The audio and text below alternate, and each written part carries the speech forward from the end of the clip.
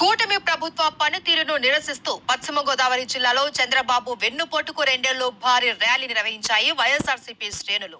నరసాపురంలో వైఎస్ఆర్సీపీ జిల్లా అధ్యక్షుడు ముదునూరి ప్రసాద్ రాజు నేతృత్వంలో భారీ ర్యాలీ జరిగింది. నమ్మి ఓటేసిన ప్రజలను కూటమి ప్రభుత్వం నట్టేట ముంచిందని విమర్శించారు ముదునూరి ప్రసాద్ రాజు. ఇచ్చిన హామీలను నెరవేర్చకుండా సూపర్ 6 సూపర్ సక్సెస్ అంటూ ఆర్భాటాలు చేయడం హాస్యాస్పదమన్నారు.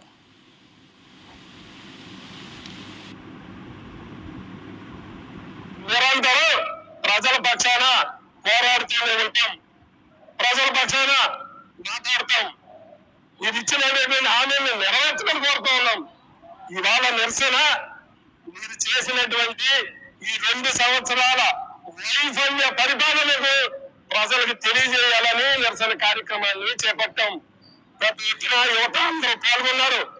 రాబోయేటువంటి స్థానిక సంస్థల ఎన్నికల్లో వైఎస్ఆర్ పార్టీ మున్సిపాలిటీలోనా, పంచాయతీలోనా, ఎంపీటీసీల, జడ్పీటీసీల అన్ని స్థానాల్లో పోటీ